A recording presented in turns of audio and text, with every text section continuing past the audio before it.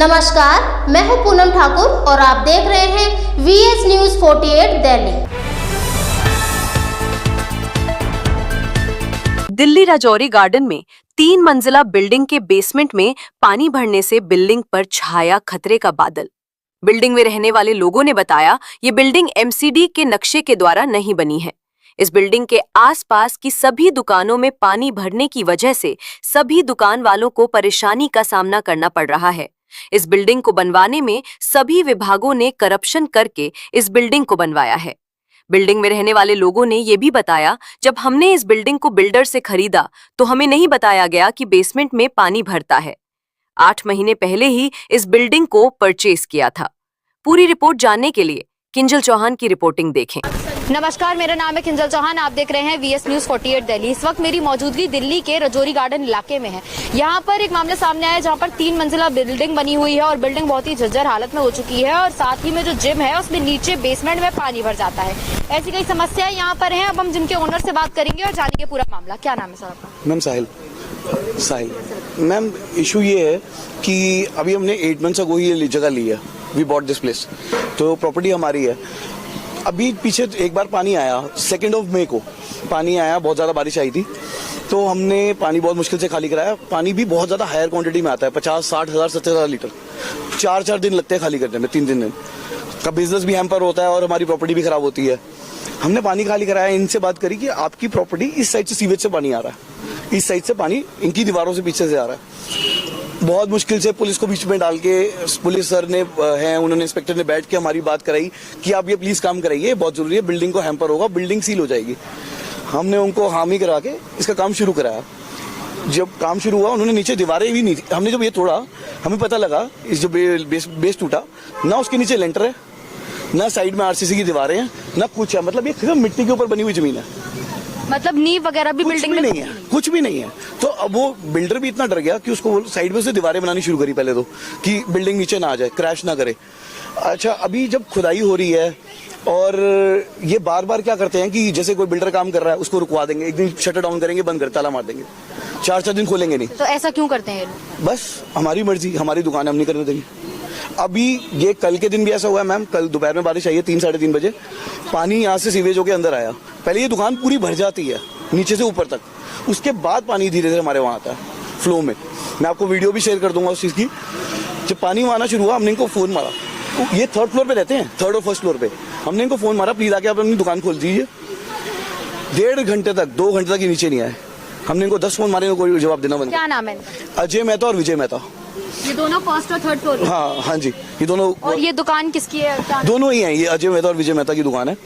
और मैम उसके बाद हमने 100 नंबर फ़ोन किया, पुलिस बुलाई, वो आए, बहुत अच्छा उन्होंने सपोर्ट किया। वो ऊपर गए, इनको पकड़ के नीचे लेके आए, उन्होंने ताला खुलवाया और गेट खुलवाया, और तब हमने मोटर लगाई और पानी यहाँ से एग्जिट करवाया। वरना तो जितना पानी इस दुकान में था उस हिसाब से तो पूरा जिम 6-8 फुट तक डूब जाता, पूरा डूब जाता। यानी ये दुकान पूरी तरह से पानी से भर जाती है, जिसके बाद आपकी जिम में? हाँ जी मैम। और दूसरी बात ये है कि हमने जब इसका मैप निकलवाया, जो प्रॉपर्टी मैप होता है, बिल्डिंग प्लान होता है, बिल्डिंग प्लान से हमें पता लगा कि ये दुकान कभी इस तरफ थी ही नहीं बिल्डिंग में। ये बिल्डिंग प्लान में इसका शटर यहाँ था, इस साइड पे, जो कि एक लीगल DLF की काटी कमर्शियल गली है। ये कमर्शियल गली है, तो इस साइड की दुकान का हमेशा शटर इधर ही लगेगा। इस गली में 3 और बेसमेंट हैं, एक शटर इधर लगता है और एक शटर यहाँ से सेकंड एग्जिट है बेसमेंट का। ये 4x11 का बेसमेंट का सेकंड वे था। इन्होंने बिल्डर के साथ मिलके उसको टेक ओवर कर लिया और यहाँ से शटर उठा के फ्रंट पे ले आया। यानी अपने घर की शान बढ़ाने के लिए इन्होंने मेन गेट, हाँ, और अपनी दुकान को वैल्यू बढ़ाने के लिए बेसमेंट का सेकंड एग्जिट, हमारे जो होता है फायर एग्जिट कहते हैं, इमरजेंसी पे 2 वे एग्जिट होता है, उसको कवर कर लिया। और दूसरी बात ये भी है कि इसके कोई लीगल पेपर भी नहीं है प्रॉपर्टी के, और कुछ भी नहीं है। हमने इनसे बोला अगर आपकी प्रॉपर्टी 19/11 है तो आप लीगल पेपर दिखा दीजिए। पहली बार जब यहाँ पर पानी भरा था तब आप लोगों ने कंप्लेंट की थी या केवल कल ही आप लोगों ने पुलिस को? कंप्लेंट तो हम फर्स्ट डे से कर रहे हैं। जेई सर आते भी हैं, लेकिन ये इतने इगोइस्टिक हैं, ये जेई सर के साथ भी लड़ते हैं। हमारे पास रिटर्न कंप्लेंट्स है सब। मतलब ऐसा किस बात का लोगों को घमंड है कि ये पुलिस प्रशासन के साथ भी लड़ाई कर रहे हैं और कॉम्प्रोमाइज करने को तैयार नहीं है, समझौते के लिए तैयार नहीं है, क्योंकि पूरी बिल्डिंग में इनके में भी पानी भर रहा है, ऊपर ये लोग रह रहे हैं, तो इन्हें भी इस बात की चिंता होनी चाहिए कि बिल्डिंग गिरेगी तो इनका। बात से हम लोग भी परेशान है। अभी भी हम MCD ऑफिस से आ रहे हैं, वो कहते हैं कि हम लोग सील कर देंगे बिल्डिंग, वो फिर भी ये दिखाओ मैम, मैं आपको रिटर्न कंप्लेंट दिखाता हूँ। ये देखिए, ये डिप्टी कमिश्नर को 11 तारीख की कंप्लेंट है। बिल्कुल, आप कैमरे में देख सकते हैं कि ये कंप्लेन इन लोगों ने डाल रखी है और इन कंप्लेनों के बाद भी कितना ज्यादा जो अभिमान इन लोगों में भरा हुआ है, कहेंगे कि ऊपर से नीचे आने को तैयार नहीं है, समझौते को तैयार नहीं है। पुलिस समझौता सिग्नेचर के साथ सबके कि हम खुद बनाएंगे। ये दूसरे एसएचओ सर का, ठीक है। उसके बाद ये बिल्डिंग मैप में आप देखेंगे ना, बेसमेंट का एक एग्जिट ये रहा और सेकंड एग्जिट ये रहा। ये दुकान यहाँ से है, लेकिन इन्होंने क्या कर दिया, उसको इनलीगली दुकान को यहाँ ले आया। ये फ्रंट फेस पे हो ही नहीं सकती दुकान।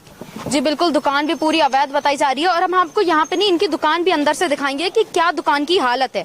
यहाँ पर अगर आप देखेंगे तो दुकान में ना ही कोई दीवार है, ना ही कोई नींव है, तो किस तरह से दुकान बेहद जर्जर बनी हुई है। 3 मंजिला बिल्डिंग है, बिल्डिंग दरार मारी है। ये देख सकते हैं आप, दुकान की हालत देखिए जरा यहाँ पर कि यहाँ पर कोई दीवार नहीं थी और ये दीवारें भी अभी बनना शुरू हुई है।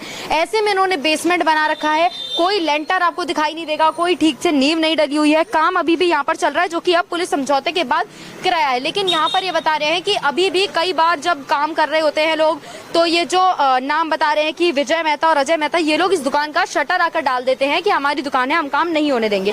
इसके बाद हम आपको आगे जिम भी दिखाएंगे, जिस जिम में इस दुकान में पूरी तरह से पानी भर जाता है, तो उस पानी का फ्लो जो टेढ़ा होकर जाता है वो जिम में जाता है, जिसकी वजह से जिम ओवरफ्लो हो जाता है। अब जिम में भी कई बार पानी भर चुका है। 8 महीने पहले इन्होंने जिम खरीदा था और अब तक 4 बार उस जिम में पानी की समस्या आ चुकी है।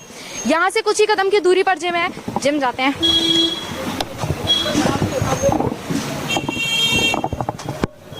ये भी इसी जिम में थी और अब हम इनसे जानेंगे कि जिम में कितना पानी भरा था और कितने समय तक आप लोगों ने यहाँ से पानी निकाला है। ये इशू हमारे साथ फोर्थ टाइम पर हुआ है और ये हमारे ये लगभग लगा लो आधी लातों तक पानी भर चुका था, जिसकी वजह से मतलब कल हम लोग यहाँ पे इनको आके हमने दरवाजे खुलवाने के लिए भी बोला, इन्होंने 1.5-2 घंटे लगा दिए, दरवाजे नहीं आई। पुलिस आई, हमने पुलिस की मदद से इनसे चाबी लेके दरवाजे खुलवाए और जब तक ये पानी इतना भर चुका था और हमारा लगभग ये लगा लो 24 घंटे से ज्यादा वक्त लग चुका है।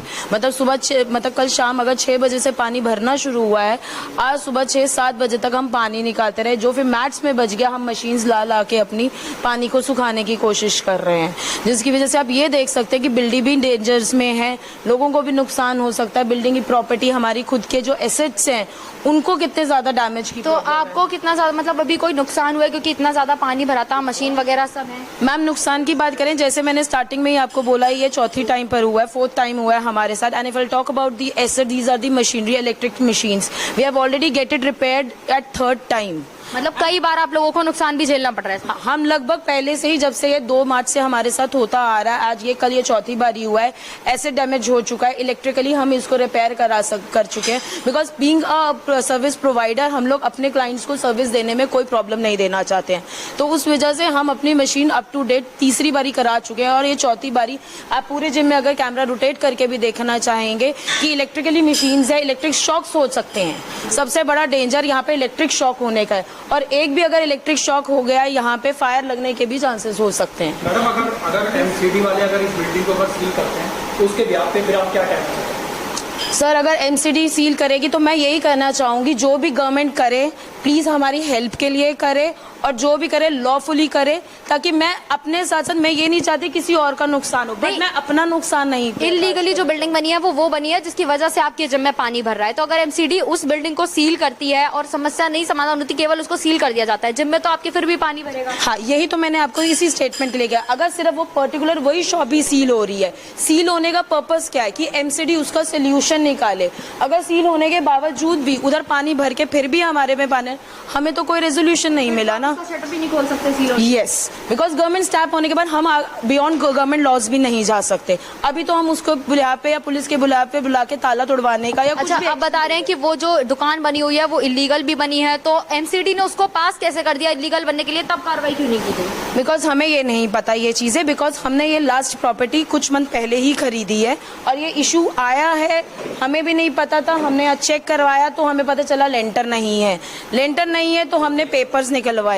पेपर निकलवाने के बाद हमें पता चला कि as per the building law या जो भी एमसीडी ने इसमें पास किया, there was only 4 shop that was been passed and there the another side that was been left out हमारे लिए, जो हमारी वो सेकंड एग्जिट होती है, जो एज पर बेसमेंट लॉ के लिए हर गवर्नमेंट के लिए होता है। जहां तक मैंने सुना है कि एक तरफ से एंट्री हो रही है तो दूसरी तरफ से एग्जिट की जाएगी।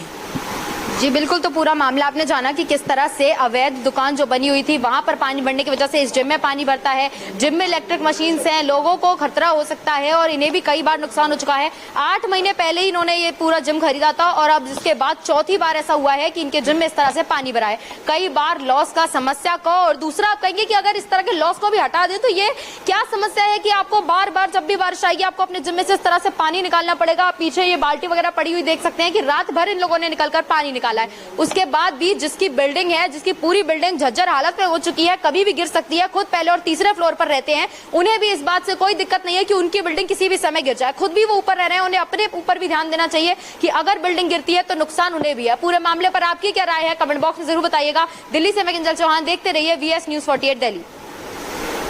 इस खबर को लेकर आपकी क्या राय है? अपनी राय हमें कमेंट कीजिए। पसंद आया हो तो लाइक एंड शेयर कीजिए। और हाँ, अगर आपने हमारे इस चैनल को अभी तक सब्सक्राइब ना किया हो तो इसे सब्सक्राइब एंड फॉलो कीजिए ताकि देश दुनिया की सभी बड़ी खबरें आप तक पहुंचती रहें। मिलते हैं अगली खबर में। धन्यवाद।